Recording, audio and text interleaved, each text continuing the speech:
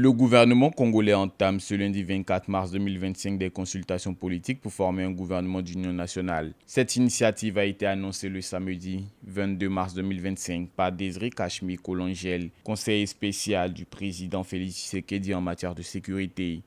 Ces échanges réuniront la majorité parlementaire, l'opposition, la société civile et des personnes indépendantes dans le but de préserver l'unité nationale face à la guerre menée par le groupe armé M23 soutenu par le Rwanda dans l'est du pays. Chef de l'État, Félix Antoine Tshisekedi Tshilombo, a chargé son conseiller spécial en matière de sécurité de conduire les consultations politiques.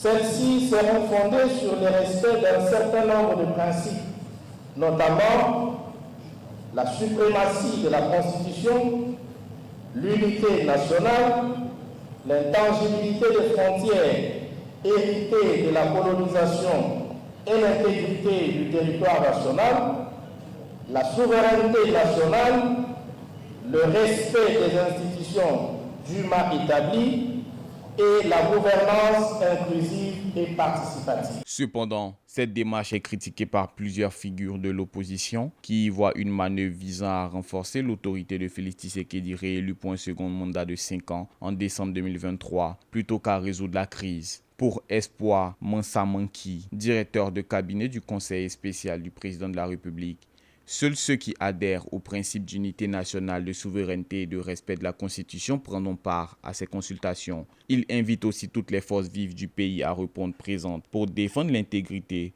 de la République. Il s'agit des femmes et des hommes qui, en raison de leur expérience et connaissances, de leurs initiatives et actes, ont eu à apporter et ou apportent une contribution significative au rayonnement positif de notre pays. Les groupes rebelles comme le M23 ne pourront participer que s'ils respectent les principes fondamentaux fixés par le chef de l'État. L'enjeu reste crucial, alors que plus d'1 million de personnes ont été déplacées depuis janvier 2025 à cause des violences persistantes dans les provinces du Nord Kivu et du Sud Kivu.